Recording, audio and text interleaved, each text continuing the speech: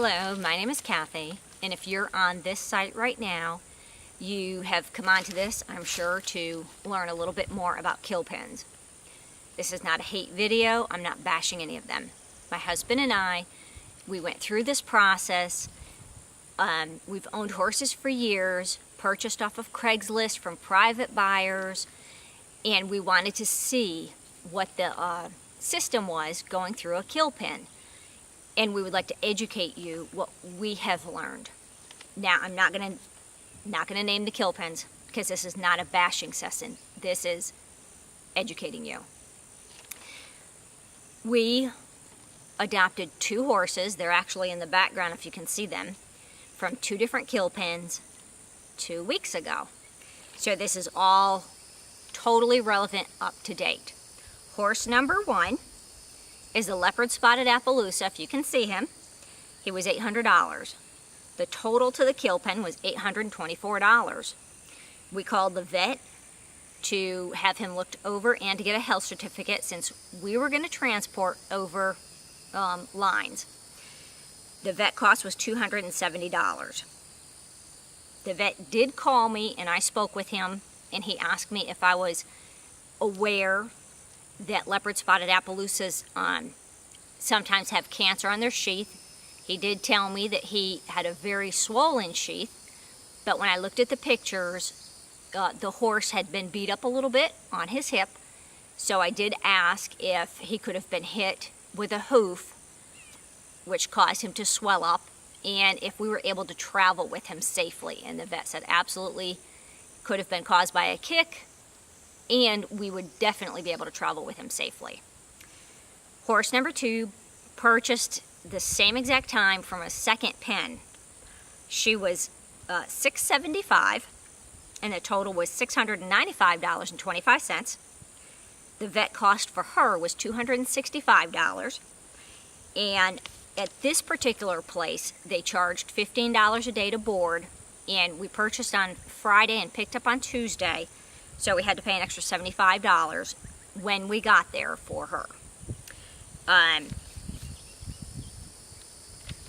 We did call both places, set it up. I did private messaging, let them know that we were going to pick up, although they did offer transport for 65 cents a mile.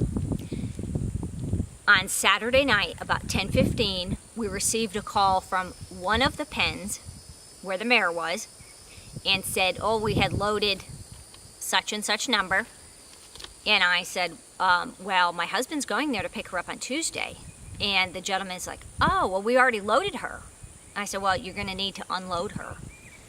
That would have been 65 cents a mile, which would have been several $100s for us. And since we were picking one up, why would you not pick the second one up? So that was one thing that we did have. You do need to ask about quarantine in your mind yourself. You have to ask yourself, do we want to quarantine or do we want them to quarantine? There's plenty of people on their sites. They offer quarantine for your horses, and that is usually about $15 a day. So you might want to check into those, and I would say absolutely 100% check references. You need to know if you need to transport. They also list transporters for you on these pages. Their transporters, I believe, most of the time are like 65 cents a mile. The thing that you do have to question on that, is it a clean load or a dirty load? And by that I mean if you have paid to quarantine your horse for 30 days and they put your horse in with somebody who did not quarantine and would quarantine at home like we did, you have subjected your horse to disease all over again, and you need to quarantine that horse again for 30 more days. That's your responsibility to ask that.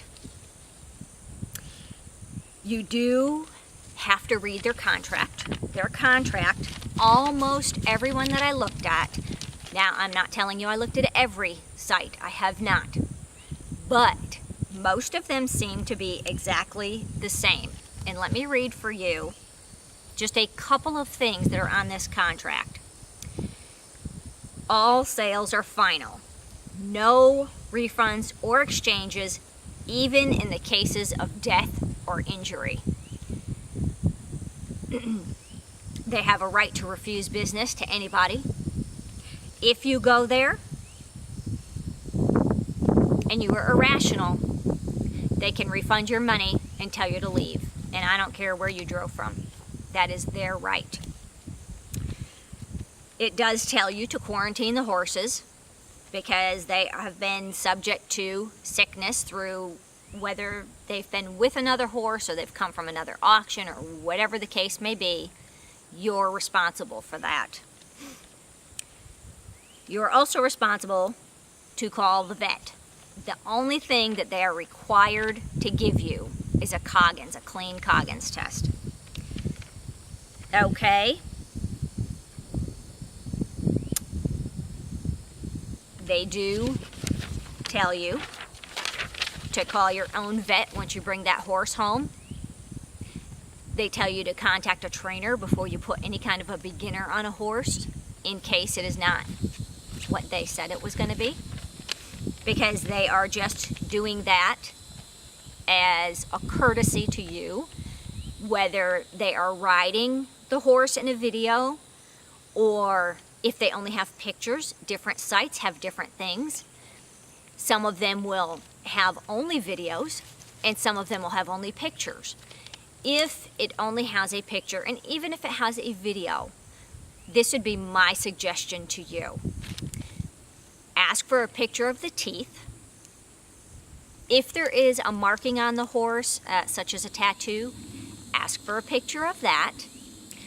And on certain horses, such as a leopard spotted Appaloosa like what we have, I would 100% ask for a picture of the underside of the horse, because a lot of times you see cancer on the underside of the horse on his sheath area.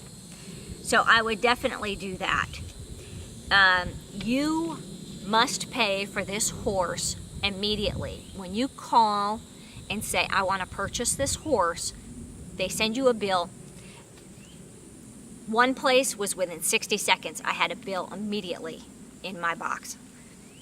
The other place was within an hour.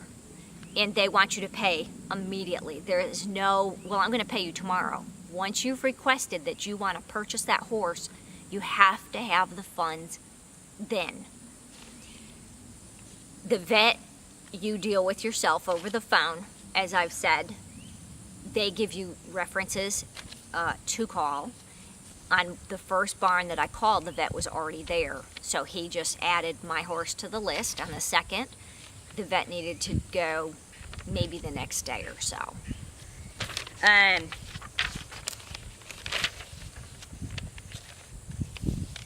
I think the contract really says a lot. It does say, please understand that you are assuming all risk associated with buying livestock and that we offer no guarantees or refunds, as we didn't have a guarantee of any kind when we purchased and we assumed the risk associated with buying. Well, they're really getting away with a lot in that. And the reason I say that is because you are buying a horse based on this, a picture. Sometimes there's 5 or 6 pictures, but it's a picture. Sometimes it's a video. But that's how you are buying the horse. Make no mistake, they most likely purchased the horse through an auction or Craigslist, or people go to the kill pens and just sell their horses. Please be very, very aware of the different pens that there are. They do try to push, and I'm going to say the way they try to push is the horses are being shipped in 24 hours to Mexico. They're going off to slaughter. You're not going to believe you are going to let this poor horse that's pregnant go to slaughter. Read. Please read, and please be very, very informed. Thank you so much for listening to us, or me. My husband's in the background, doesn't need to be taped. We just want you to be very informed about what you're getting into. Thank you.